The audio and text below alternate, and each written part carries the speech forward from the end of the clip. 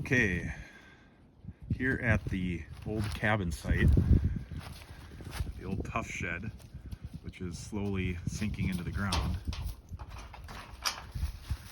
And we started taking it apart. There used to be a covered porch on here. That's the roofing from that. Last fall we took the roof off of the porch. As you can see, here's the framework for it. We will take all the screws out of this and reuse all this lumber. I believe all this is treated, so we won't let it sit here on the ground too long, but get up here, take this all apart, get this lumber stacked and set up. And the same with the bottom part of the porch here. We'll take that plywood off of there. That plywood is still, I think that when I put this on here, that this was like marine grade plywood, so it may be a little weathered, but it's very structurally sound still. And the lumber and everything else. And there's our Tuff Shed, what is left of it. And I suppose it's hard to see on camera just how tilted it is, but that is about level right there. So that whole right side has sunk drastically. You know, it's probably about like that actually. Maybe that's a little exaggerated, but anyhow, you see we had a nice little cabin here with the shed. We had a window up there in the loft, and here's all the flooring that came out of there that we got to pick up and get rid of this year. We had to rip all that out because it was all moldy. The whole foundation of the cabin sunk enough that it used to get air underneath of it. And now it's actually sitting down. And you can see that we tried to jack it up here. Like you see how that foundation is made out of galvanized steel and it's all buckled in. We tried to stick this treated lumber underneath the corner and then jack it up so that we could try to save the building, but then those joists started to collapse, so we weren't able to. This mesh that's on there, that used to be pulled tight, and now it's all collapsed down on itself. You know, because it used to be stretched up when the building was up above the ground, but then as it started to sink, it crunched it down. Here's another spot where we tried to jack it up. You can actually see there it's sitting on some lumber right now. And some bricks that we stuck underneath of there, but it still wasn't enough. We tried to jack the whole building up, and the metal just kept bending. Like there, you can see that metal's all bent right there too. So unfortunately, this building's going to get abandoned.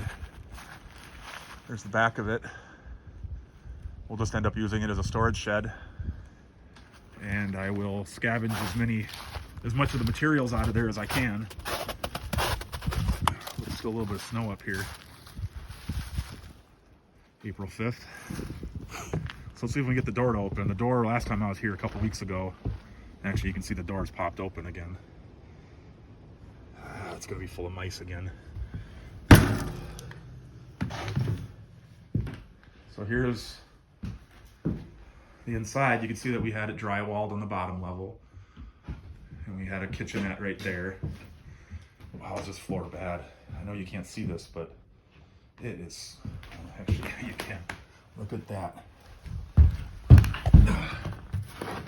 So I know it's hard to see on camera. Maybe this angle will be better. You can see how much this piece is buckled up from this piece here. Right in the middle here, big time.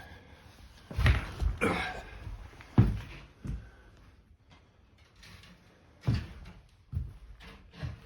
over here, I mean, this is way, way, way lower over here. This wood is all messed up. Anyway, yeah, we had a nice dinette in here. Radio with some speakers and stuff. We've been working on just about finished with this. My dad made these nice stairs for my wife and I. I think it was our Christmas present one year.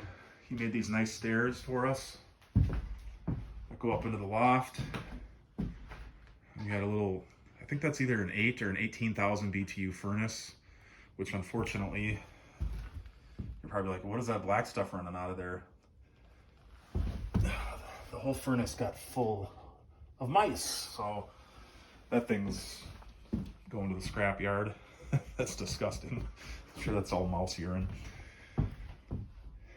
anyhow, you can see that's all mouse stuff too. This building used to be mouse resistant. We had this building up here now for 9 or 10 years.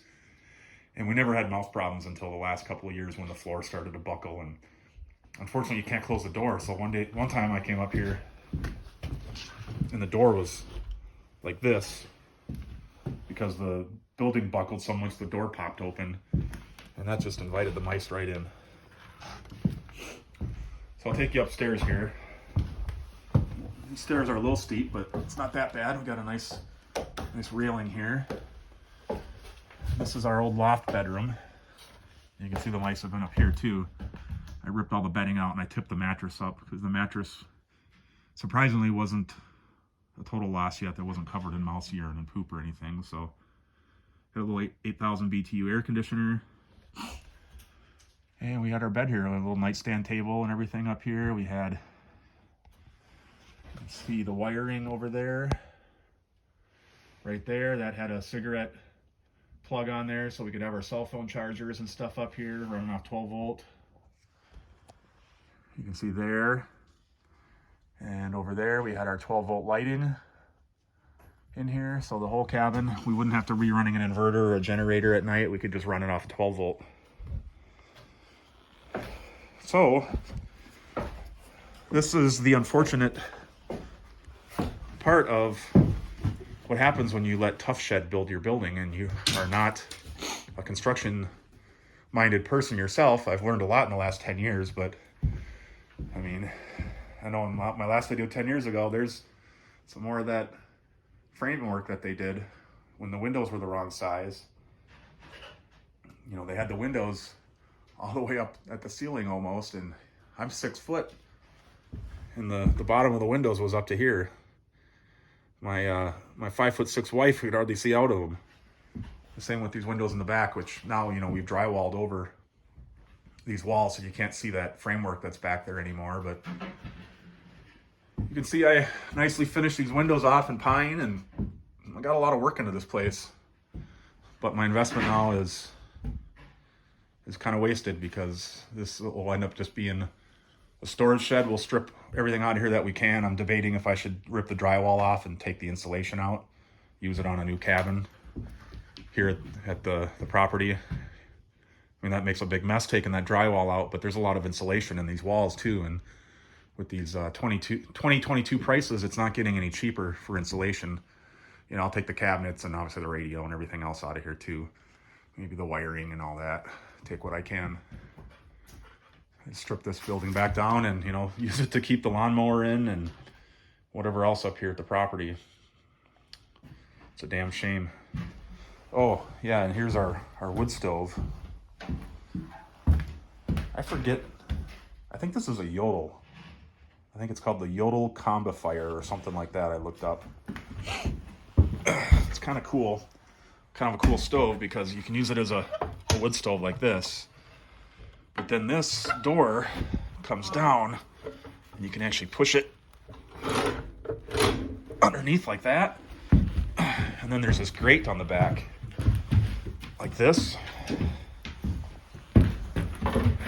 You can put that on there and kind of enjoy it like a fireplace too. We didn't do that very often, but you can do it if you want.